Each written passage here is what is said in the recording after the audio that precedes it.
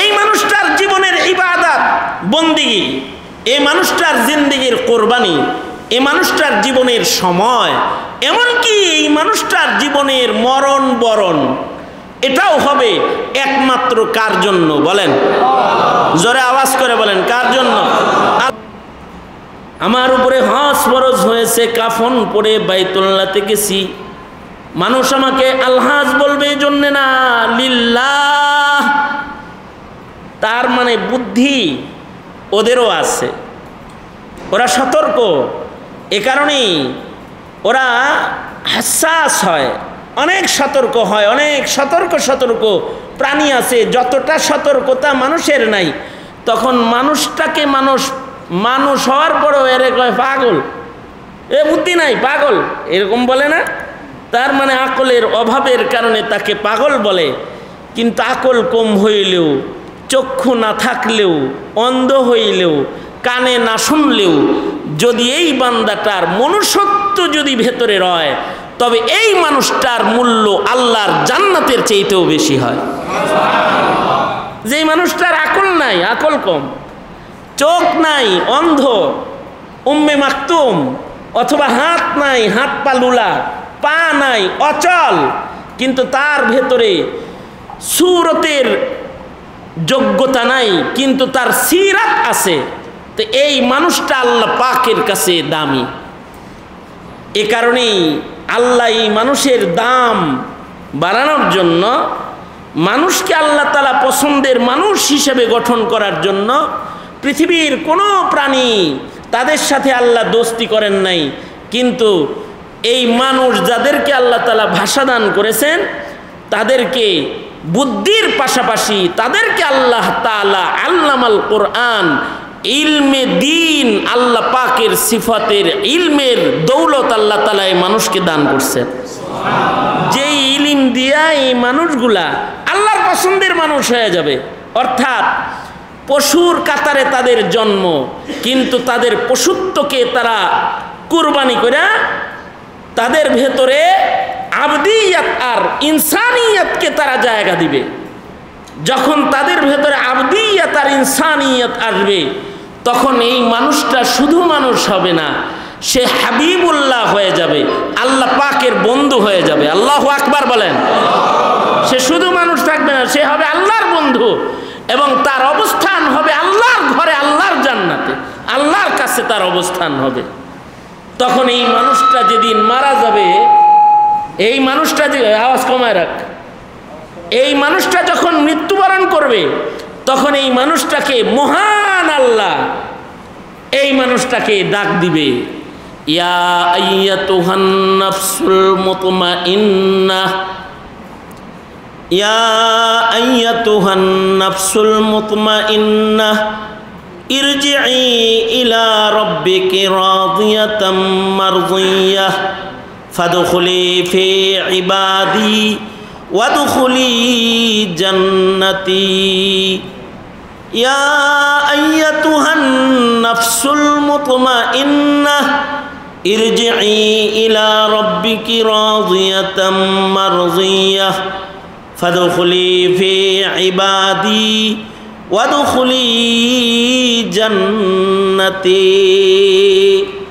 হে নফস মুতমাইন্নার কাফেলা, যারা আমার শরীয়তকে নিজের ইতমিনান ও সুকুন ও শান্তির ঠিকানা বানায়েছিলে, আমার বিধানের উপরে তুমি ছিলে শান্ত ও রাজি, যাও আজকে আমি তোমাকে রাজি করার জন্য আমার জান্নাতটা খুলে দিছি, আয়া পড়ো, সিধা জান্নাতের ভিতরে ঢুইকা পড়ো, জান্নাতে ঢুইকা পড়ো।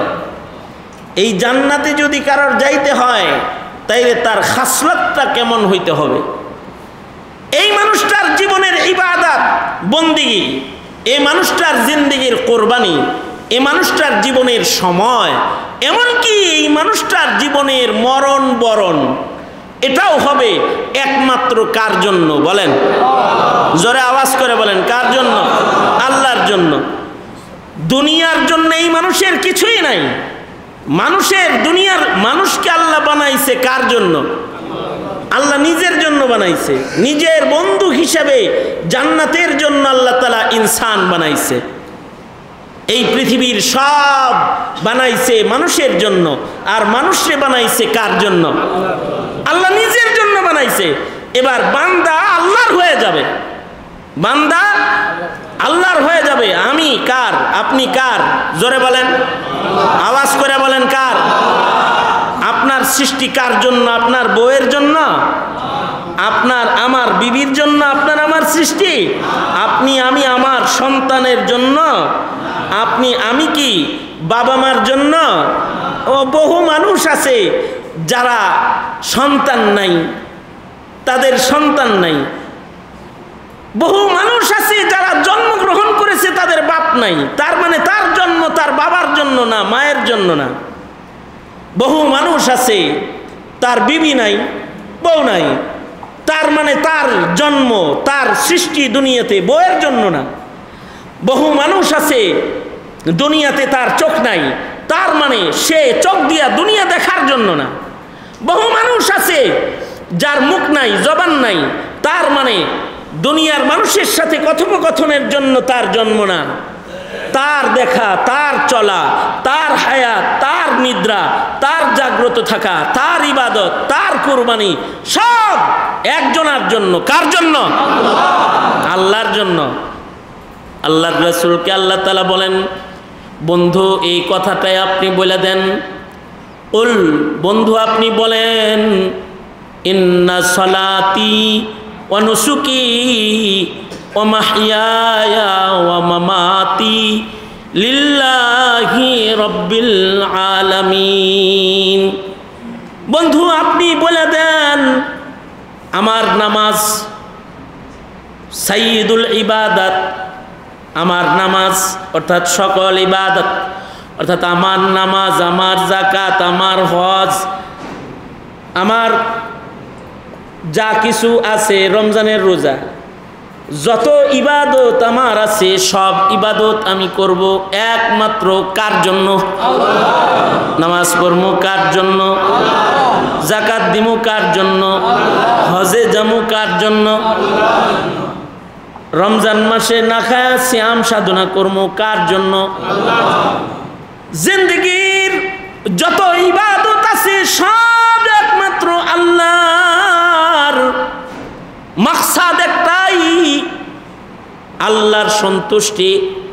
আজান দিয়েছে, মসজিদে আসছি, মানুষ মুসল্লি বলবে এর লেগা না, মহান আল্লাহ খুশি হবে এর লেগা। আমার যাকাত ফরজ হয়েছে, দান করছি, মানুষ আমাকে দানবীর বলবে এজন্য না, আল্লাহর জন্য। আমার উপরে হজ ফরজ হয়েছে, কাফন পরে বাইতুল্লাহতে গেছি, মানুষ আমাকে আলহাজ বলবে এজন্য না, লিল্লাহ। আমার হজ আল্লাহর জন্য। মান হাজ্জা লিল্লাহ, মান হাজ্জা লিল্লাহ ওয়ালাম ইয়ারফুস ওয়ালাম ইয়াফসুক রাজাআ কায়াউমিন ওয়ালাদাতহু উম্মুহু।